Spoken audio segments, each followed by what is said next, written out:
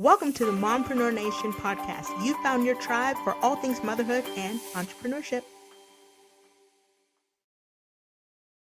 Hello. Hi, friend. Hi, friend. How are you? I'm good. I have the coolest friend in the world. Okay, first and foremost, we need to go over how we met because this was a God thing, okay? It was like through the Mompreneur Nation, but Right. because I met Tammy and Tammy was like, I have this Yes. friend and I really think that you guys would connect well. I'm like, okay. And she was right. And She was right. there are no words. There are no words. There are no words. We met once and it was like meeting a part of my soul that had been missing. I'm like, why have we not known each other before this? The world wasn't ready. That's why. That's it, because I felt robbed. I felt like I've been robbed my entire life. Like, we have so many things in common. Yes. It's ridiculous. Like too many to name. Like, let's go with that. Like, too many to name, but so very many.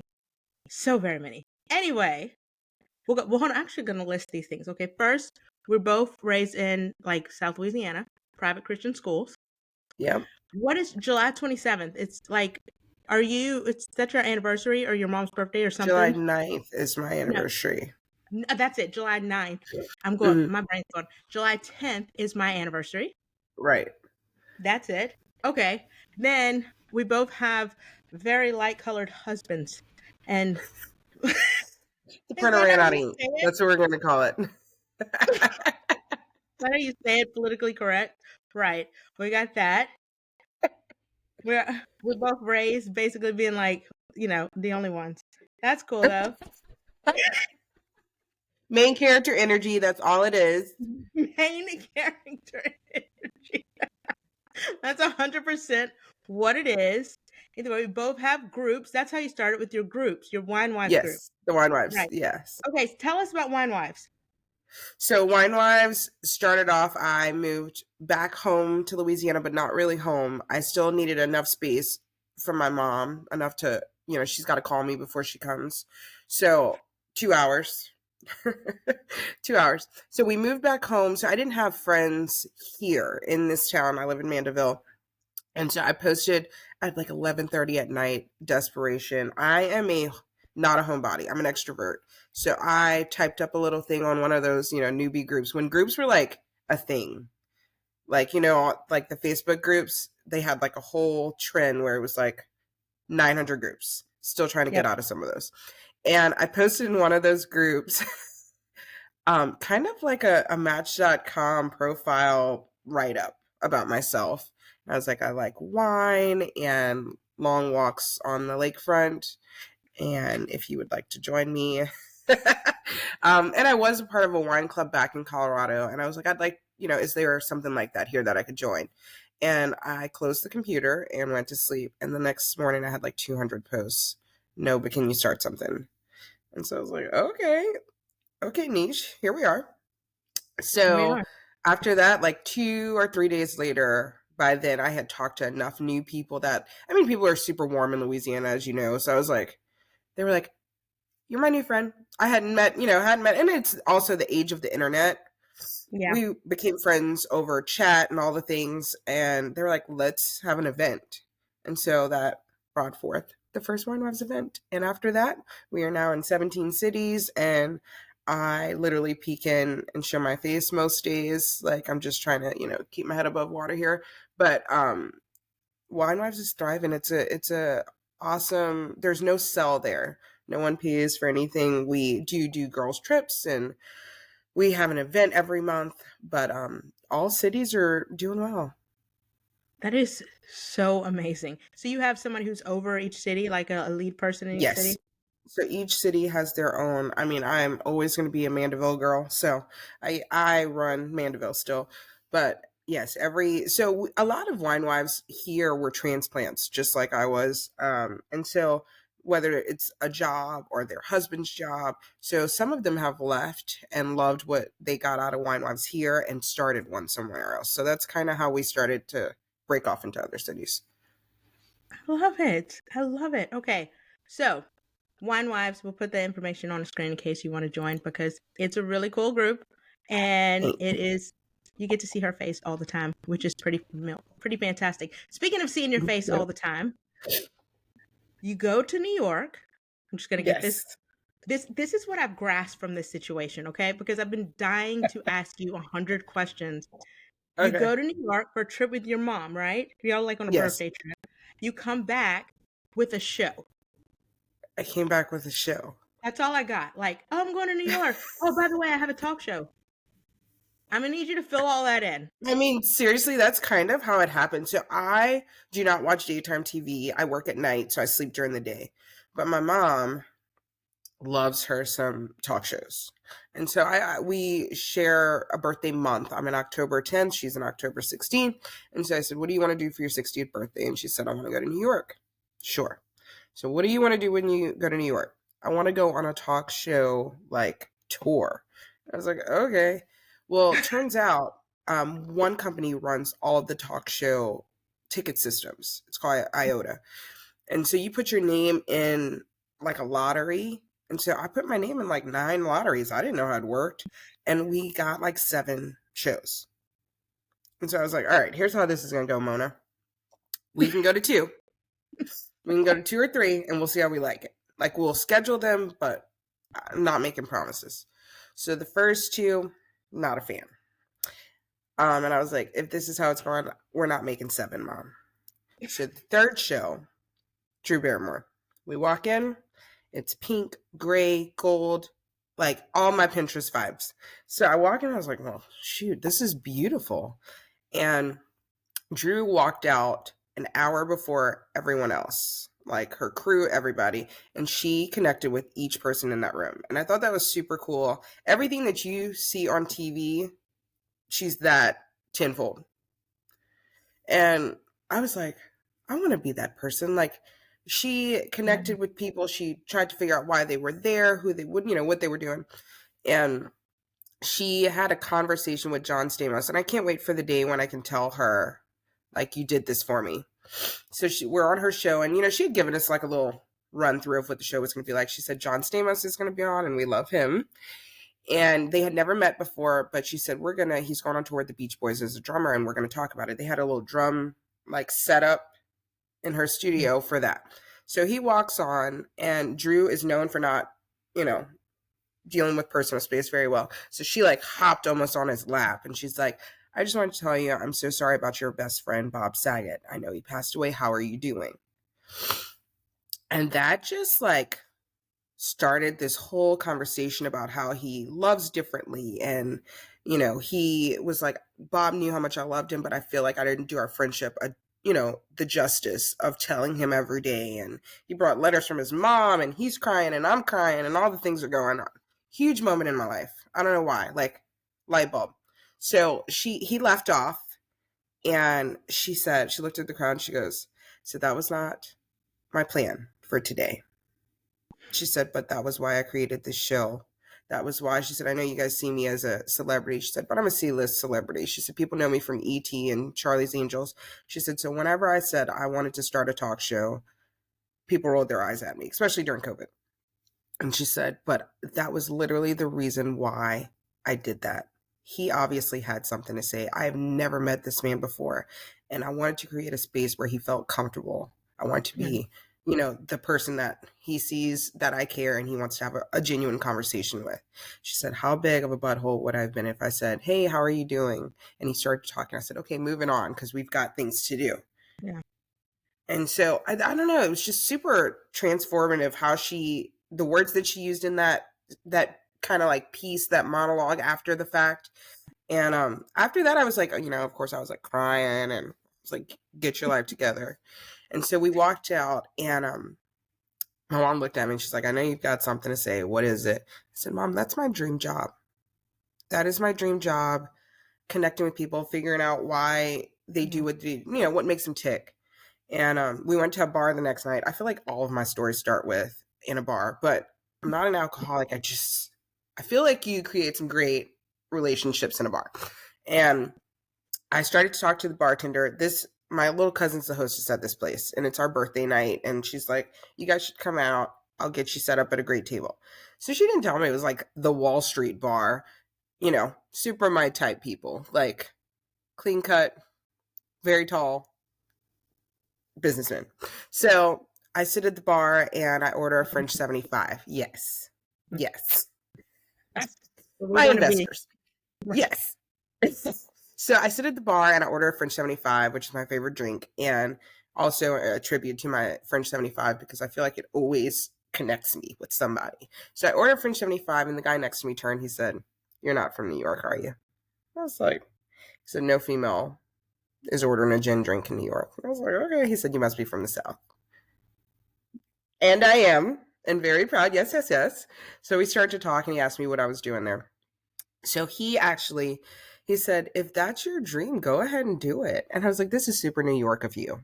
Like, you want a talk show? Go ahead and do it. Why not? It's like, I feel like we only do these things in LA or New York. Like, go have a talk show. So I was like, what do you mean? I was like, I just told you I live in Podunk, Louisiana. Like, what are we doing? And he said, with technology, you can do anything you want to do now. And I was like, okay, all right. Who are you? And he said, well, I've been on Wall Street for 7 years. And I mean, he's like mid-50s. He said, I've been on Wall Street for 7 years, but prior to that, I was a network executive, and I would be happy to connect you with some of my old colleagues. And I was like, by golly. What we doing? And I'm pretty sure in that moment, like I looked around like, what is happening? And he said, Kevinnie, I was supposed to go, and he got my name right.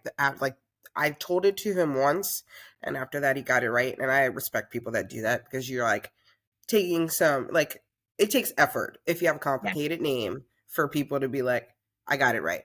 So he got my name right. He said, Kevinnie, I was supposed to go home an hour and a half ago. Here we are 2 hours and 15 minutes later. And I was like, okay, you're keeping time. And he said, I'm into it. He said, I'm into you. He said, not romantically. Like, I have a wife and 2 kids at home. He said, but you're relatable, but like, he said, I can tell you're a little bougie, but not really. He said, you're fun. He said, and I want to learn everything about you in this little short time. He said, and that's something special that people pull in. And I was like, okay, so I didn't think I had skills, but here we are. And so I thought, this guy is BSing me. We exchanged phone numbers and emails. I went back to my mom. And we went to the Rachel Ray show the next day, which was also very good. And they make you turn off your phones. And the next day, after that show, when I turned my phone back on, he had blown it up. He's like, hey, I talked to my colleagues. They're actually planning on a project, and they think you might be a great fit. Can you meet me? And I was like, Mom, this just turned into a business trip, Mom. We might be able to write this off. So, you know, the way of the worlds, I think it's called the Loeb Boathouse. It's like infamous, Sex in the City, all the things. I had never heard of it, but he was like, meet me there 6:00. And I was like, okay. So it's like 5. I figure we are like 0.4 miles away from it. It's 5:00. I was like, let's get there early. We cannot get there. Donald Trump is in town, all of City Park, like every block, they're using like garbage trucks to like block off City Park. And I'm like, do something for me. Damn it. God dog it. And like, we're taking all these different routes. And like, it's 5:50. I'm like, I'm going to be late. These people are like coming out on a limb for me. So we finally get there, and the line is like around the building twice. In the middle of Century. I'm like, oh my gosh. Like, this is just not working out for me. Maybe it's not meant to be. So I call the guy, and I said, hey, I don't know if you know this. I asked someone in line, and this is actually the last day that this infamous boathouse is open. I don't know if you have a table, but like, I don't think we're going to be able to. He's like, go to the front of the line, say my name. I have a table. Say less. I don't know who you are, but I like you. Right. Please. I'm pretty sure I said, period. Okay, bet. So I went to the front of the line, and my mom and my best friend are with me as well. And so we're just hoping for like a little casual conversation. We get to this table, and there are 4 other people, his old colleagues, and they pitched me the greatest idea for this show. And I'm like, sign me up, but like, let me talk to my attorney first. Because I don't want to sign my life away. I never read things, so I need for someone else to read them.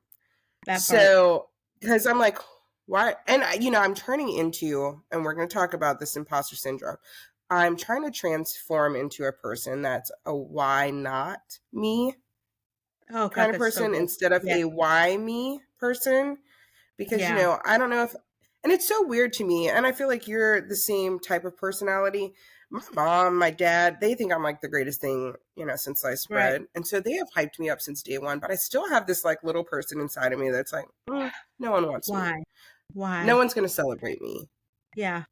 Mm-hmm. Why do people want me? And so to sit at this table where people have literally created a show in less than 24 hours about me. And, I even talked them out of naming it with my name in it because I don't like my name. I'm working on that too. And so I even tried to talk them out of, and they're like, no, no, no. They're like, Kevinnie, here's the thing. You know who's someone, and, they're like, we don't want to pitch this as you're the token Black girl. But also, you had representation on TV when you were younger. Not a celebrity. Like, there are people of Mm-hmm. color that are talk show hosts right now, but they were celebrities first. So they had an into that. Yeah. But he's like, who is someone that had a complicated name that looked like you that seemed super relatable? Her name is Oprah Winfrey. And you had apparently a personality that came off to Matt. His name's Matthew. That came off to Matt that drew him to you. And we like that. And we want to meet you and see if we get that same connection with you. And I'm like, period. Okay.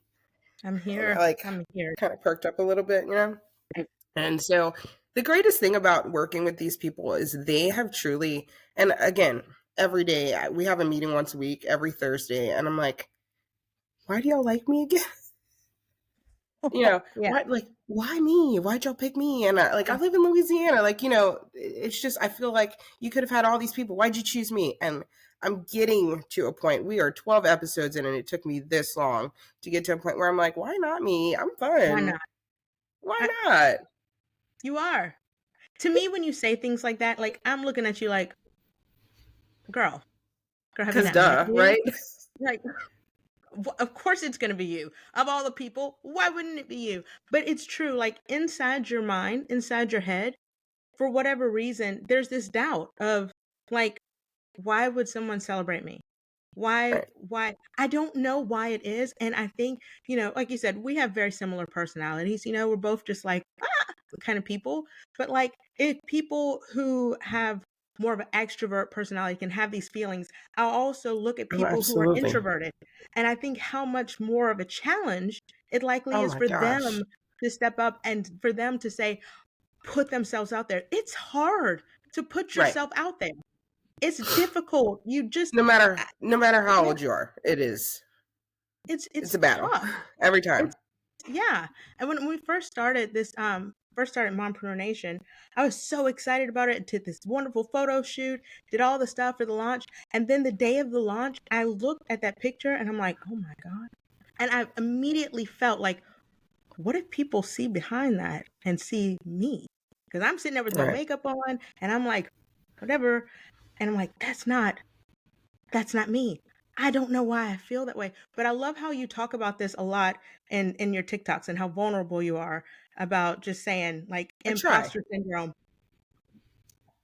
It's Oh, and me. I have, I go through moments where I hype myself up. Like I have these super highs and super lows when it comes to confidence. Like either I'm overconfident or I really just don't have it in me. And I'm like, why, I do the why me's and why'd they choose me? And I'm literally just this girl at the end of a cul-de-sac, like, sitting on my floor, so and the conversations that I've had with the Larson group who runs my show, we have these, we've had several table conversations where it's like, Kevinnie, this whole show is about you and connecting, and somebody sees something in you here. Like you've got to see it in yourself.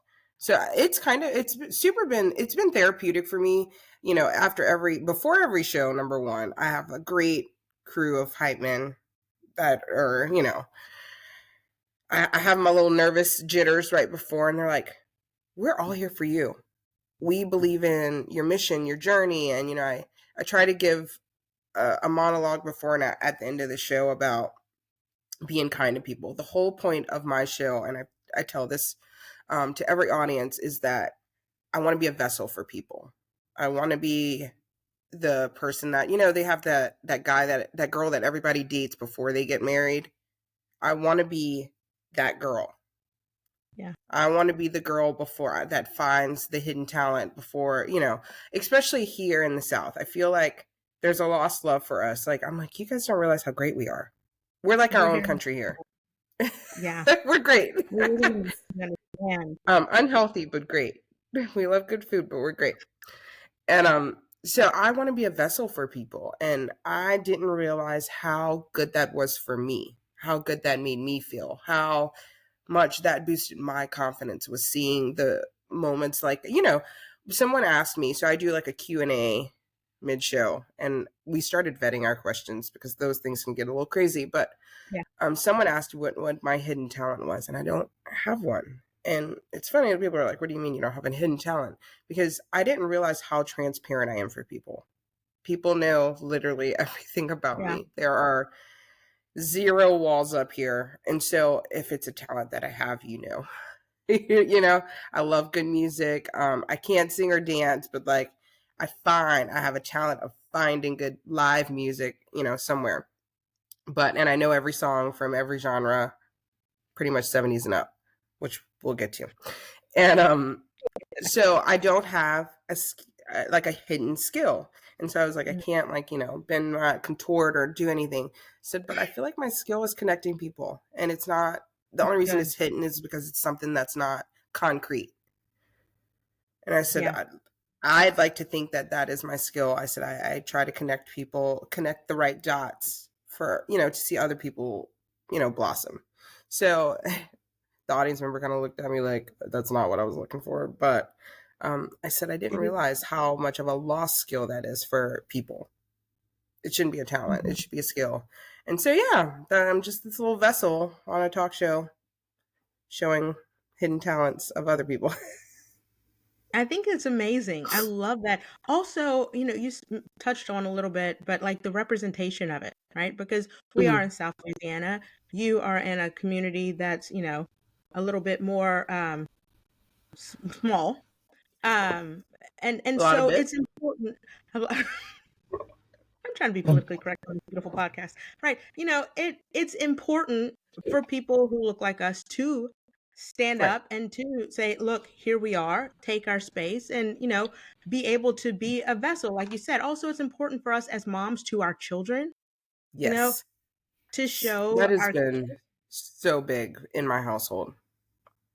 My kids come to every show, and every show after, they give me a little rundown of what they liked and didn't like, because be your own kids. But it's been big for my daughters, especially.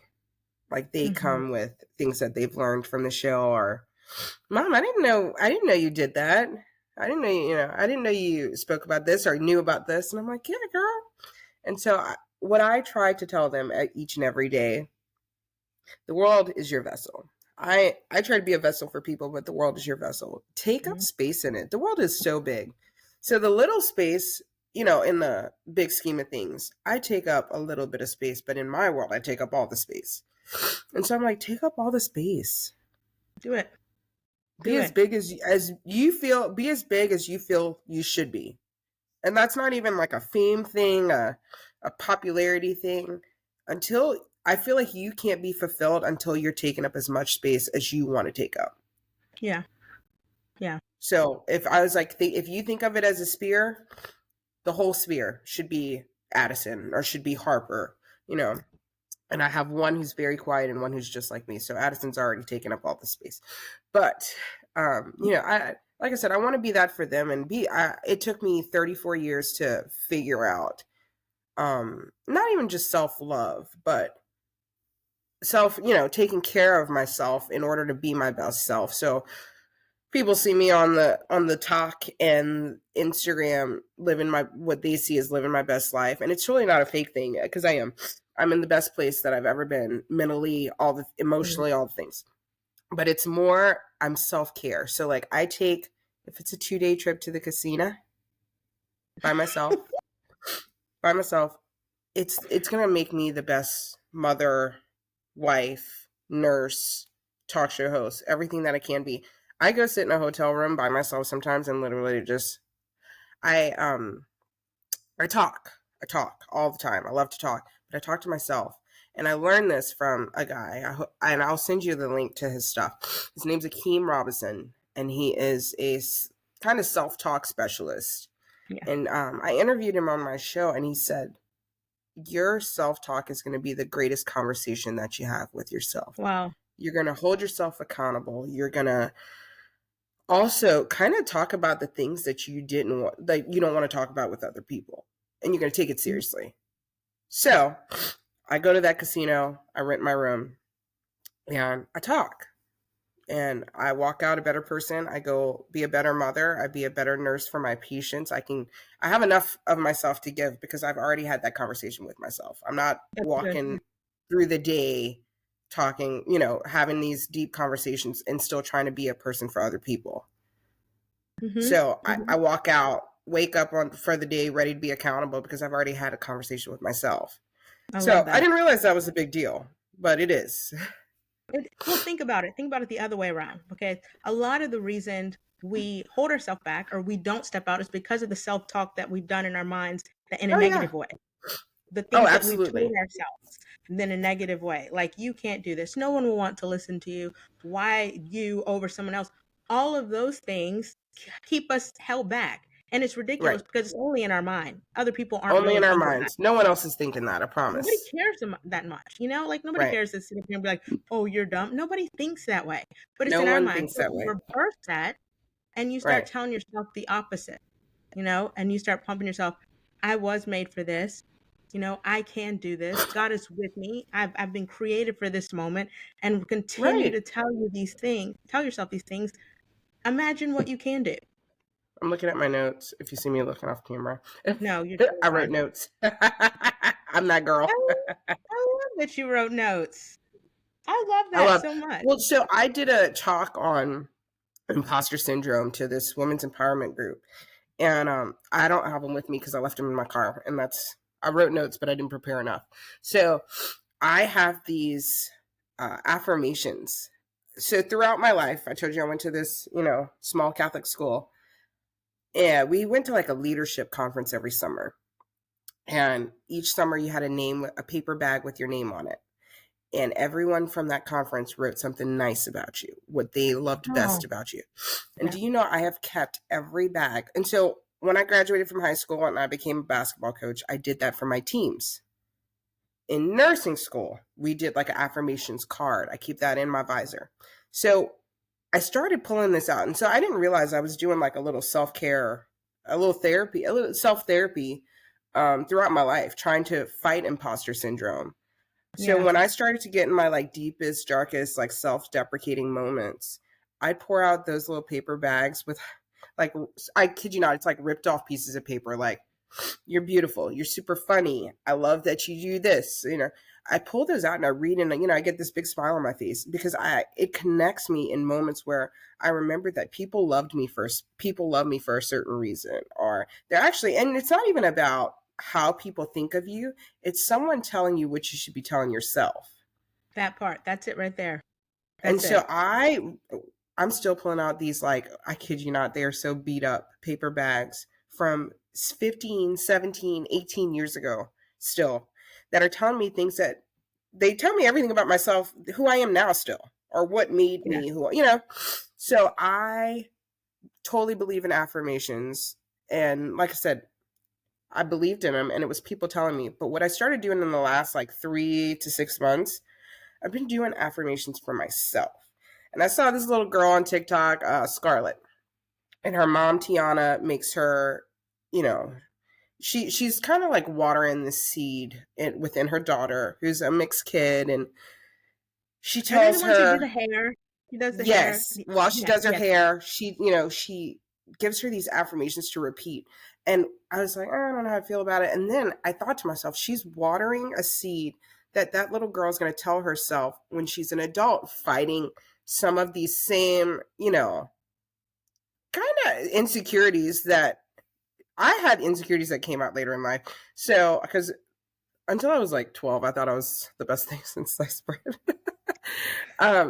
But these insecurities that came out later in life, she's going to have those moments from her mom, that self-talk, those affirmations. She's going to be able to just bring them right back. And I didn't realize that's what I was doing with those paper bags full of, like I said, it's like super basic stuff, but stuff that made me feel good and also connected me with times that made me feel good. So I dump out my little paper bags and I start reading, and then I start telling that to myself, and I've got kind of like a little fuel until the next time. And when the next time comes up, pour those bags out again. So I didn't realize how big affirmations were until I had a talk. I did this talk at the women's empowerment thing, and I was like, oh, I'm going to bring these. And I was like, I didn't realize I was taking care of myself this whole time. Yeah. Self-talk. Yeah. And as moms, you look back now, and I have the same kind of mom that's always just been like, you can do anything, and telling me all these kind of things my entire life. Biggest fan. And I'm so grateful for that. And even with that, you still have your own self-doubt. And so I look back and I think there's so many people here now that I've met that have never had that, have not ever had like the parent that's like pumping them up. In fact, just the opposite, in certain cases. So it's tougher for them, but it reminds me also how important it is to speak life and to speak those things into our children and to remind them every day. We drop them off at school every morning. Like, we pray over our kids and we're talking to them. My husband does before he leaves, before we get out the car, and remind him, hey, you're a leader, not a follower. You're bold. God lives inside of you. I love your drop-offs with Kinsley. Like, Katie and Kinsley are like, I'm like, look at it. I love you. You're the best. Like every single day, always trying to tell them that and remind them, because sometimes it's not easy. Like, I know our kids, and your girls probably go through it too. They hear things, there are certain things, and because of who they are and maybe their skin tone, they hear a lot of creative things, right? Creative, yes. Like that. I'm trying to keep it nice. They hear a lot of things. Some things are not so positive whatsoever. Right. And so, but I'm always trying to remind them. And I realized a few weeks ago, something happened at school, something that was said to my oldest child, and my husband and I were quickly like, well, you already know what we were about to do, same thing you would do. Anyway, so we was ready, but my daughter was just like, oh my goodness, I don't think this, and that's not what that meant. And I realized in that moment that, like, we have built her up and we have encouraged her and we have spoken so much life into her about who she is that she doesn't even realize what other people are saying to her and how they're meaning it. Like, how powerful is that? Right. Yeah, she didn't even get it, Beat it off like water. Right. We're about to like scrap with like an 11-year-old and go to jail, but because what other option is there? You know what I mean? Right. Besides jail time. There is none. Anyway, but she didn't even get it. She didn't even get it. She didn't even understand it. And I was like, wow, we spoke so much life into her. She doesn't even understand. And I know our moms have done the same thing, because growing up in the same environment, like you, private Christian schools, which I'm thankful for. Oh, grateful. Forever grateful. Forever grateful for. Also, sometimes being the only, or one of the onlys in a situation full of non-melanated joy can... I love you so much. It can put things in your mind, Oh, yeah. It can make you feel here as opposed to here, And so I think a lot of my insecurity stuff maybe have stemmed from things like that. Yeah, I tell my mom this all the time. I realized that she was trying to put me, our parents always want better for us than them, which we want the same for our kids. But my mom thought, and we come from our parents are from a generation where it was a big deal, like for them to go to an integrated school. And so they thought that they were putting me in a better situation. And, I do think that some good things came out of that because I never feel intimidated ever. That's one thing. I'll give him that one. I never feel intimidated going to in a room of all white males because as a woman we're a minority. So like, Right. but being in the situation where I was always the minority, I'm never intimidated by anything. Like I never feel like, mom. I don't know if it was my mom or my dad. Somebody always told me, not even a fake it till you make it, but always act like you belong. Yes. And it's not even an act. Feel like you belong wherever you are. Understand it. Understand that you belong. Because if you're there, you're meant to be there. Right. So there's no fake there. So if you're, someone used to, every once in a while you hear somebody be like, oh, fake it till you make it, girl. But if we're here, if let's say you're invited to an event and it's a bunch of, celebrities or whatever, someone felt like you were, important enough or something else to be invited to be there. So why should you feel any insecurity about why you're there? Speak on it. That's it. You're meant to be there. So there should never be an intimidation of, am I supposed to be here? No. You're meant to be here and take up the space, babe. I always like have this little vision of like spotlight on me. So like when I walk in, I not like a spotlight, like a celebrity or whatever. It's more of a spotlight, like you're meant to be here. Take up space. Have important conversations with people. If you want to create something with somebody, tell them. There is no one that is too important to have a collaboration with. No one. So like when I tell you, so I have a talent manager, not for me, for my show. So she books the talent. She, I send her things in the middle of the night. I'm like, Michelle, see if this person will come on my show. I like them. Like, scrolling through TikTok or on Instagram or whatever. So I'm like, Michelle, email Britney Spears. And she's like, what? Kevinnie. I'm like, I want to talk to her about her book. Like, but I did not realize people are literally just an email or phone call away. They actually don't have people. There are some people that are like, oh my God, you have to talk to my manager who also has to talk to my publicist to do. There are people that are like that, yes. But there are also people that are like you and I. And like, I have a talent manager, but you don't have to go through her to talk to me. Mm-hmm. Like my name's at the bottom of the web, my number, my email, everything's at the bottom of the website. And I feel like it always will be because I kind of like to go through things. So there are people like that. And so we have reached out to some people and I'm like, oh my gosh, it's you. Wow. I'm like, yeah, that's the whole point. You have direct contact with me. I'm like, wow. So I didn't realize it's just ask. And it's about not being intimidated. You want to talk to Britney Spears and interview her about a book? Email her. I mean, what's the worst you can say? No? Hard to get to. What's that? Right. What's the worst that they can say? No. No. Or that you've got to go through 10 people to get to them. But there are people that do have direct contact to their stuff, no matter how big they get. And, I've said that from the get-go. I'm like, people will always have access to me because that is truly what I enjoy is having direct communication with people. Yeah. So I was like, you will never see me say, you've got to reach out to my publicist or my manager. And I found that to be the most frustrating thing. Someone will get a small following on a platform and they're like, talk to my publicist. It's like, no, that loses. I feel like you lose who you are and why people like you and relate to you, because they can't have access to you. And I mean, yes, I feel like you have to protect your peace, but shoot me an email. Like, I'm terrible with communication and that's a character flaw that I'm working on, but that's how I am with everyone in my life. So it's not, it's not anyone. The people that I love the most know that I'm going to answer a text in like 5 to 7 business days. And it's just because I don't sleep. That part. Like, that's why you got on here. I sent you a text. I'm like, hey, guess what? You're like, yay. And it was a beautiful conversation. It was wonderful. I love it. It's so funny that we've like only met in person once. At the Shake Shack. At the Shake Shack. You remember? And in a car wash. At the Shake Shack, followed by a car wash. That was spectacular. It was a good day. It was the best day.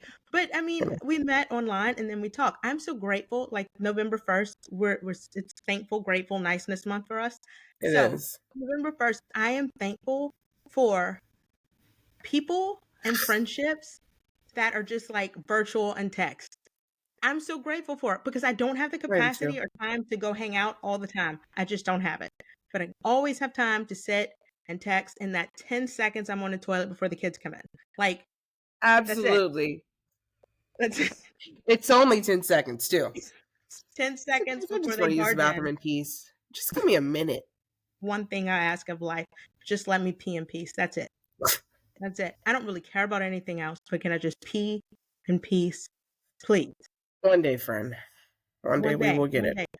All right, so tell me, where are you going to be in the next 5 years? Where are we going? Speak it. Well, I'm learning that the sky's the limit for Kevinnie. So in the next It is. 5 years, I pray that I'm in the same mental and emotional place that I am, because like I said, right now it is top tier. I am fulfilled in my life, my careers, I feel like I'm doing some good in the world. So I'd say in the next 5 years, I do hope that every opportunity comes my way where I can touch somebody. I truly believe that every interaction, I want people to be a better person because they've met me. Mhm.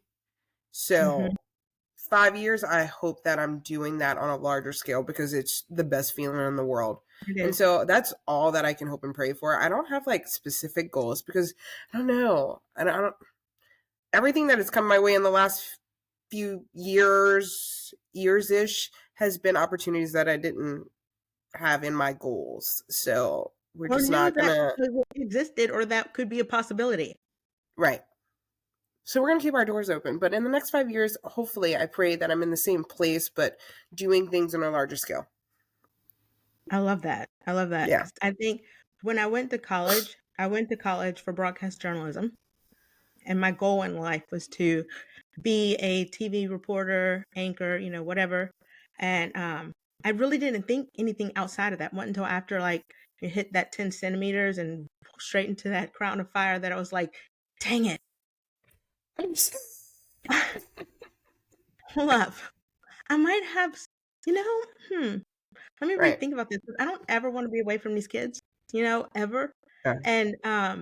And then all of a sudden it was like, let's think of doing something else. And really, 10 years ago, the whole thought of doing any kind of virtual online business wasn't even an option. So it's Right. like just saying yes in moments and Say stepping up yes. and just doing it and saying okay. I'm like quoting the housewives these days. I'm like, I'm Bethany Frankel in my place of yes, but I have not said no to any. I haven't said no to any opportunities in the last probably 2 years, and that's why I'm tired. But I'm so grateful for each and every one of them because I feel like I've grown. So we're doing something in my, to my inner gal. I feel like she's growing, and I like that. She is. She is. Speaking of tired, what all are you doing? You got the show. Oh God. You're a nurse. You had a business too that you popped up. I saw that So too. yes, so I am a nurse. I'm a nurse. I have a NP degree, but don't work as one. More because I love the flexibility of being a nurse. I can nurse as hard as I want one week and then not work as a nurse at all the next week, and I really really like that. And I was travel nursing, and I feel like I found a great place at St. Tammany that they let me be me. Oh, I dressed up as an old lady for Halloween the other day as Maybelle because that's my alter ego now. And I dressed up as Maybelle and I got to work my shift as Maybelle and that was so fun. But they let they work with me on my schedule so that I can do all of I can't work the night before my show. Tried that once. That was a terrible idea. So, they have adjusted my schedule so that I can do my show things, and I have work meetings on Thursdays, so I work a half shift, and I have wow. found a great place as a nurse that I'm probably not going to leave because it's stable income. And I so I do that. But I run the Wine Wives still. I do the talk show. I am a parent. Try to be a Cool. great one.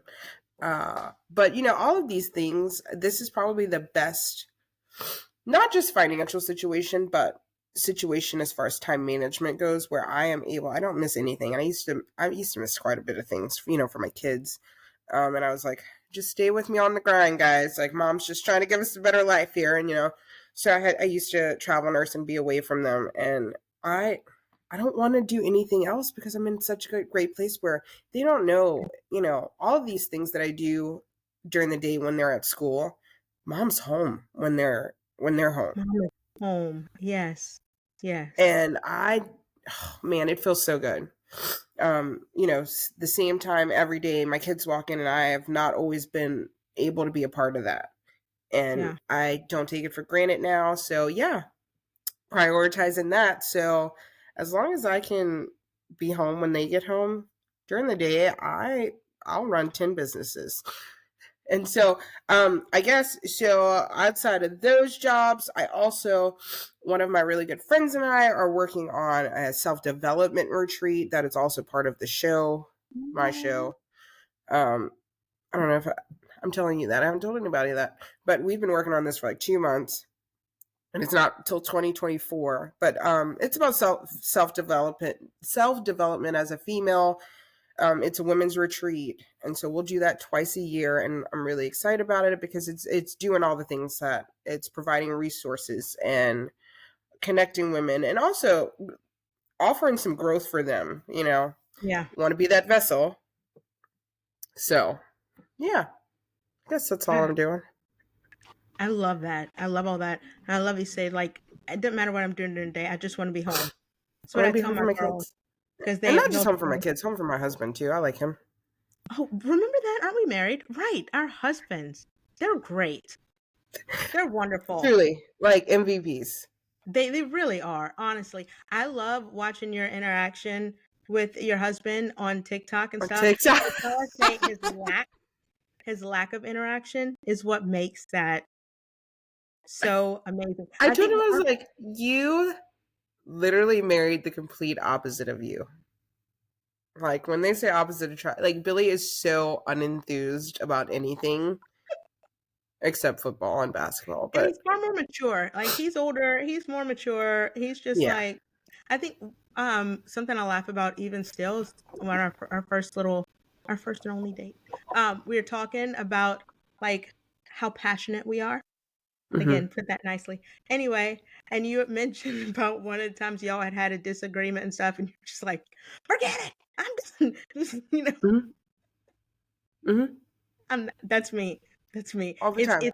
It's this, or it's 0 to 100. There is no in between. And like, Billy is so even kill. He's 0 all the time. Like, he's like, it's fine. Kev, it's fine. Everything is fine. I'm like, it's not fine. But you have to have somebody like that though, that grounds you. And Billy is not surprised anymore by anything. I don't know if he was surprised before, but he's gotten so used to me like coming home with something crazy. Like the other day, I'm like, hey, I got to go to Ireland for 11 days to shoot a game show, I think. And he's like, oh wow, okay, we'll make it work. Hey, I'm starting a talk show. Oh wow, okay, we'll be at everyone. Like, it's just like, he doesn't even say what next. Like, it's just like, okay. Yeah. Okay.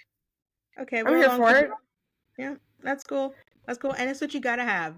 It's the support. It's the love and the support. And it's absolutely spectacular. I will ask you this, and I'm probably gonna cut this and make this a separate talk show because this in itself is separate. But we got a few minutes to hit on this whole fun interracial marriage part, okay? Like, because this is fun. Talk to me about y'all's experiences and your... Well, it just hit me like day before yesterday. I shared a post about how long I've been a coach's wife. And I was like, oh my gosh, like, I mean, coach's wife / girlfriend. So when we started dating, it's been like 15 years of, it started off super cute because I go to games and no one knew if I was there for a player. Like, they'd be like, who are you coming here to watch? And I'm like, oh, they're like, you look too young to have a son this old. I'm like, no. I'm here to watch the coach.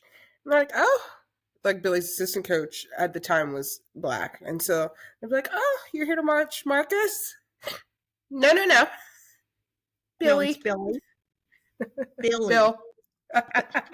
Bill. Yep. Yeah. And so it started off, super cute. We're like, oh, who are you here to watch? And then it just became, and we've got the whole age gap as well. So people never know how it all happened. And so I'm like, guys, I did not marry a sugar daddy. I am the breadwinner here. But we have experienced both things. Like we started off dating in the South here in Louisiana, and we've had some terrible experiences and we've had some really good ones. So you just, but then also we went to Colorado South Colorado, where, you remember how we talked about about being the only in town, baby. And so like, yeah.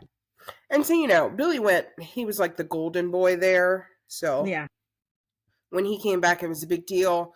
But they're like, so, I'd be walking down the street and people are like, are you Billy Dreher's wife? And I'm like, huh, how'd you know? What was it that gave it away? What was it? So, I feel like we've grown so much as a couple. I don't even notice it anymore. I used to be hyper aware of everything going on around me and like the looks and the things that people say. But I'm like, watch us living our best life. And, we used to go to this gym, unnamed. We used to go to this gym where, what's his name? I don't remember. The head of the KKK. But he was on the treadmill next to me and I didn't even know. And Billy took a picture and he texted me and he's like, Kev, look who's next to you. And I'm like, who's that? Who's it? He's like, Kev. And so then he like sent me the Google link and he's like, you might be too young for this. I had to know who this is. And I actually did know who it was. I just you don't recognize people. You didn't recognize, yeah. In that space. You and have a hat on or nothing. I said, come over really quick and kiss me really quick. Like, let's make him sweat. Why not? Let's make him sweat. And so of course we stopped going to that gym. But yeah, I don't know. I just feel like things are so different for us now. And within the last 5 to 10 years, even more since we have kids, I don't feel like we've tried to make it like it's not something, but we also have to I feel like it's a fragile conversation because you don't want your kids to ever feel like they can't date a certain race or. Yep. So, we have a little girl came over to sleep last night because my kids are out of school in the LP. And she was like, that's your mom? And I've met the kid like 3 times. And she asked Daddy, she's like, that's your mom? She's like, huh. And I sat, I was driving. So like I was listening. And I was like, yeah. And Addie's like, yeah, that's my mom. And you know what Addie's next sentence was? And I was so proud of her. She goes, she's a talk show host. Have you heard of her? And I was like, child, it hasn't aired yet, but so no one's heard of me. But she's like, is that why you're asking? Have you seen her on TikTok? And I'm like, no, she's asking because I'm black, Addison. You might not have noticed. I knew why she was asking. I mean, it's truly curiosity in kids that age, but like little girl. And I made yesterday when we went to trick or treat at a friend's house. I actually told my friend Shannon, I said, that little girl might be my favorite friend because she's so unfiltered. And we're sitting in the car and she's like, can you play some rap? And I was like, is she asking me because I'm black or because it seems like I'm She really wants to hear because I don't think that's what she listened to at home. Like, so for, icks and giggles, we're going to listen to some T Swift first. But yeah, I'll play some rap in a second. Let's ease them into it. Right? Yeah, but I know, like I said, as a interracial couple, we have, of course, had some terrible, things go on, but not just here in the South, also in the Midwest. So I feel like it's not a location thing; it's a humankind thing, and we're all trying to work on that, right? It is totally. It's a humankind thing. I think my youngest daughter, she's always said like, because in our home, like we don't make it an issue. It's Right. not a part of our everyday conversation. It's like special things if we need to talk about it, but it's not, Yes. we don't put a focus on it because we don't want them to put a focus on it, right? Right. So, but obviously we address it if it's needed. So our 6-year-old, she's just always said she was yellow like daddy, and Same. she's just said, I'm yellow like daddy. I'm like, okay, that works. And as she gets older, we will explain. But like we talked about it with our oldest, who is far more, in tune because she's 11 and stuff, And and she she's mature, I understands. feel like, too. She's very mature. She is very Yeah. mature. But like when she's asked things like, "Are you black? Are you white?" or if we have to fill out paperwork, I've watched her just click both, and I don't correct her. I'm just like, Right. Because you are "You're both, both. right. You are Liam's both." written it Now, in before. yeah, if you look at the Louisiana Liam's law, like, I'm going to go ahead and change this. And can I have a conversation with whoever printed this out? Because this is not correct. this is not correct, because if you have a biracial person who is Mexican and white, they're just biracial. Right. If it's our kids, then they're just black, and that's fine because black is beautiful, wonderful, and all of the things. Period. Right. Okay, yeah. But our kids, as Love my these my dumb oldest will words. say, she's she says, "I'm the best of both worlds." I'm like, yes, you are. Yes, you are. I Yes, tell you are. I tell mine, I'm like, especially in the summer, because my kids get fairly dark in the summer, and for them, fairly dark for them, I should say. Yeah, for But them. I'm like, you realize people pay for this, right? We should People never be, I would love to say I'm a person that was, teased about having a large tush her whole life, but I'm not. But That was, yeah, that was fun. but people pay for that, and so I tell them the same thing about their skin. I'm like, guys, if you knew all of my friends that get spray tans, on the weekly to bi-weekly, Mhm. whatever, you would not whine about your skin because it is gorgeous. It's beautiful. It's wonderful. And again, it's all about the way that we build them up as moms Yes. and what we tell them, because that's the narrative that they're going to hear at the end of the day. What mom Yes. said, what dad then validated, that's their inner voice, and that's what they're going to go with. I mean, Right. and we've had very few interactions, which is shocking. I mean, there have been a few times where we go in a restaurant and people look, or the best is when we're in a restaurant and people come up at the end, or it's me and Trey, and they'll say, "Is it 2 tickets or 1?" Yes. It's gonna be 1. It's your face for me.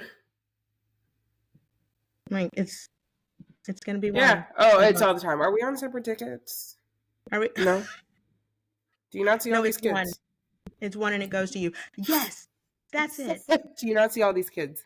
Do you not see these children? You know what I mean? Like we've been asked that. Or there was a time when we went to a Christmas event and Trey and Kinsley walked ahead of us, and I had the other two, Zach and Katie, and they looked at me and they greeted him and offered him, a seat, and were like, "Would you like to sit here?" Like, no, I would also like to sit with my husband Right. and my other child, if that's okay. And the look on her face, she quickly realized, but and I don't think that people are innately trying to be rude. I don't know. And it's also a learning moment for them. Like, she'll never do it Yes. again.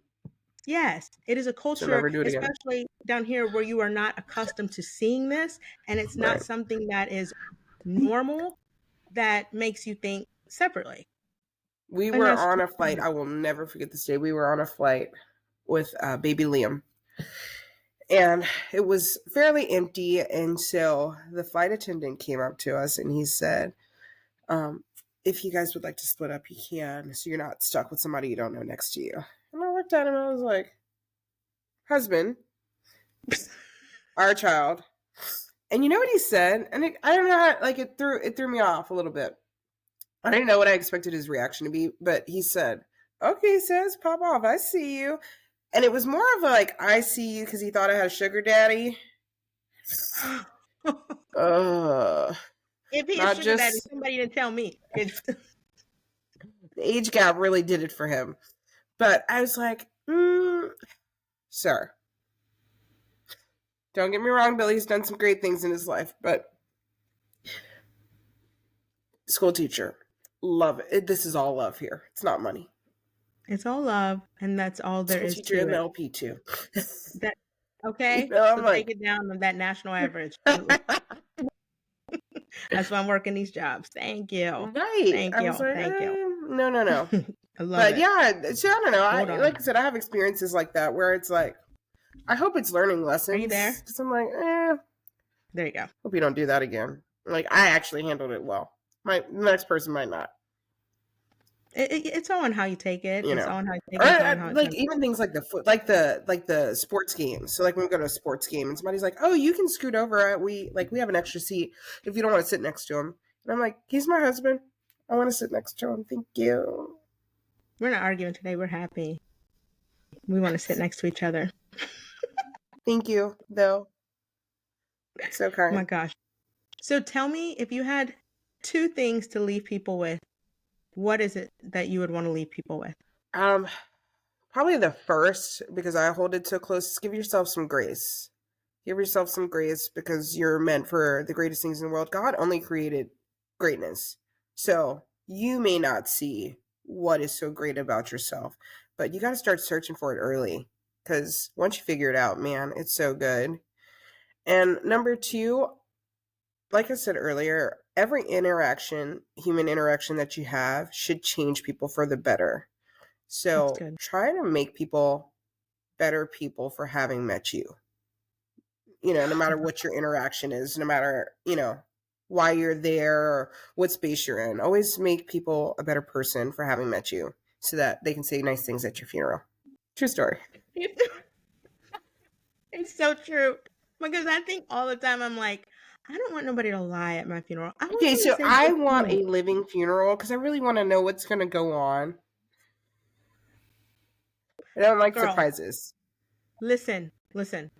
I've been like trying to work with churches and do like church PR stuff or whatever.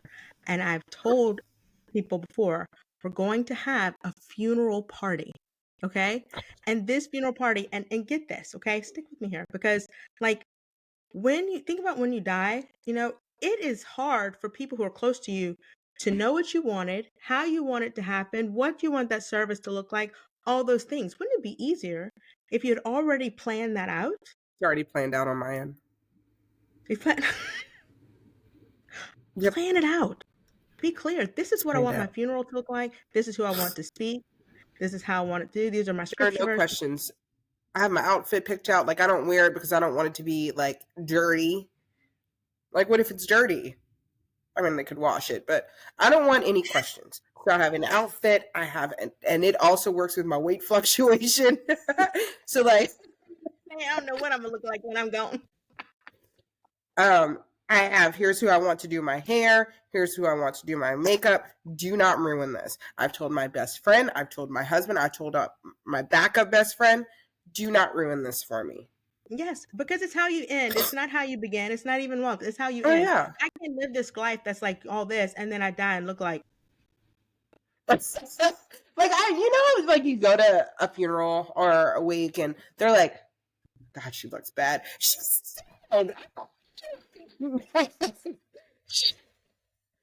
like, I don't want people to say that about me. I want them to be like, oh my God, she looks so good. She looked better than I've ever seen, okay? She was fly. She looked. And I want them to have a good time. Like, I know I'm dead, so they're not going to have the best time, but I want them to have a good time. Like, it's actually a really cool wig. I want to look so good that you like want to take selfies with me in my casket. You know what I mean? Like I'm just laying there looking all, Snow White-ish.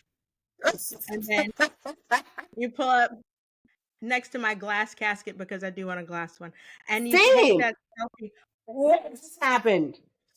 And I don't even want to use, like, how people use their favorite color. Don't use my favorite color. Do not use pink in vain. No. I want classy colors. I want navy and golds. Yes, royalty. Yes, that looks rich, even though you got it at like the Target in the front where they do all the clearance. We love a good Ross and Home Goods purchase, okay? Yes. But I want it to look like you spent top-notch dollar in New York. Right. And so now I do have plans for my funeral, and everyone knows what they are. And, they are going to have to pull some strings to get Juvenile to play. Some of them are wild requests, but Oh my gosh. Nothing's too wild for you. no. Nothing. And I need like Zia's. I need them to provide the corn grits. You love corn grits? Whoever There's created that, thank you. I don't even really care for that restaurant as much because I only really go to one. No, But like corn there, grits. That's it. That's the only reason why I go. I listen. J. Alexander's is basically the only place that I ever go. Like it's my favorite. I don't want to waste money on anything else. But when I'm forced to go somewhere else, and I have been forced to go to Zia's, I have really enjoyed the corn grits. Yeah. They were the corn grits at my wedding. Like, You had if Zia's I'm going at in your like wedding? that, they need to provide the corn grits at my funeral. Please. I would like J. So I have Alexander's. plans. Get in mind. Mm-hmm. But no, I want to do a living funeral because I want to know how it's going to go first. It's like a dry run. Tell me.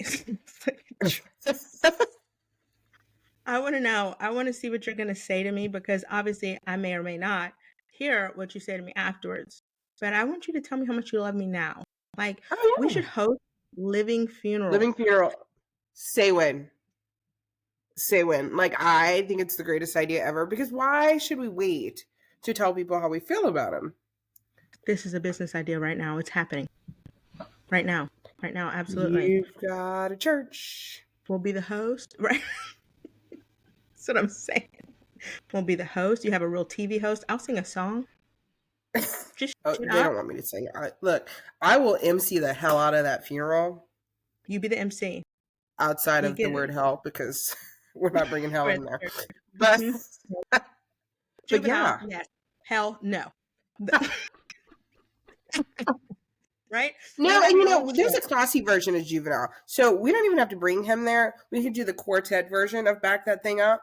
Listen, my husband knows, like, sometimes I'm in a bad mood. I mean, when does that happen? Anyway, those moments when it happens, and then I'll hear him like, dun, dun, dun, dun. It I'm literally like, oh, changes you. Yeah. And it's like everything stops moving. I'm not even trying to move it. And it's just every time. I don't have anything to move back there, but you try. Honest work. It's the effort. It's all it is. It's honest work. It's the effort that matters. It's the effort that matters. Yeah, oh my gosh. Like I said, I try to be a decent human being so that people have something nice to say at my funeral. Like, I want an auditorium full of people that have changed. Yes. And wouldn't it be nice? Because that's what you have to leave behind, you know? You want the people to say, gosh, I'm better for knowing her. Yeah. She made me a better person. I like her. Yeah. She made me a better person. I want my kids to say, I went to a funeral last year of one of our youth pastors. And my gosh, the way his daughters spoke about him. I mean, there is no higher gift. I mean, the way that they I knew that they adored him, but it was just the way that they spoke about him, the legacy that he left, the way that they continue now to live their life because of him. I'm like, so I want to leave a legacy. Yeah. I want to leave a legacy. I want you to see me and my kids. It's like the highest thing, really. Okay, we could probably talk forever because we could. Look, I told you're loosening me up for the day, so it was like the best start to my day.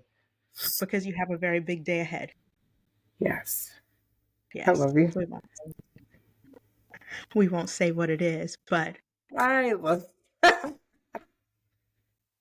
I'm just going to say I knew her when, and the only reason why I wanted you on this podcast is so I can like have this moment. So like in the next 5 years, oh my gosh.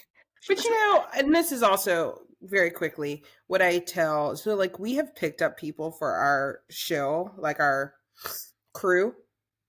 Like we're like the band of misfits, but it has been like the best like collaborations. And you know what I tell people all the time is if I'm going up to the top, wherever the top is, I feel like it's a invisible top, but wherever the top is, I'm not going and like people are lifting me up. Like we are all holding hands and rising together. I always have visions, you know? And like if somebody asked me, kind of like, where would you see yourself in the next 5 years? Kind of like you did, but in a different way, more in like my show. And I sit at the Met Gala, and it's only because I want a cool outfit. But I said, I also have this vision of me being with like 10 people, like an entourage. But it's an entourage of people that not like they're my hairstylist and this and that. They are people with talents that I feel like they need to be there too. So like, Yes. Matt, if you're inviting me, I need you to send me 10 tickets. Because, yeah. Also because I'm not who I am because of just me. I'm who I am because I'm a host. Of all these people. Oh my gosh. Host of all these people. Yes. Yeah. 100%. 100. So, I agree with you. Don't keep this podcast because you knew me when. It's because you're going to be with me. I am. That coming? Mm-hmm. We're all going up like a rising balloon. Just grab onto it and just keep on going. Yeah, absolutely. So it has to be metaphorical because I'm not grabbing onto a real one. Yeah. That would suck. And then we'd be in that funeral sooner, and I don't want to be at it soon. No. I told you we're going to do this living funeral thing now because I would like it. For anyone who is interested in our new living funeral business, please comment below. We will follow up. We will host it. You are talking directly to us, not anybody else. No. Not direct agent. Contact here. Direct contact. I will MC your funeral.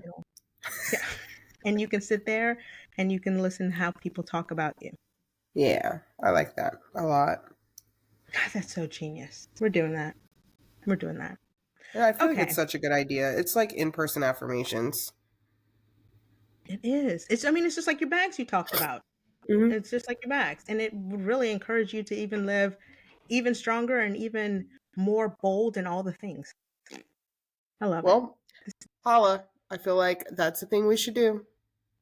It's going to happen. I'll probably follow up on it at 2:00 in the morning. I'll shoot you a text. There's this person and they want to talk about their funeral. Yep. And I will answer at 2 in the morning too. I'm more than likely awake. Same. I don't sleep, so I'm always available. What is sleep? What is that? I don't know. For the week I don't even know. Is what it is. For the week, please. I'm going to sleep around this place. Anyway, this has been the best hour ever. Same. And I love talking to you, and I love you, and I just wish all the best things for you because you're freaking amazing. Thank you, as are you. I am truly better from knowing you. I really am. So that's the goal. That's the goal. You're doing it well. Thank you for being on our show. Thank you guys for watching.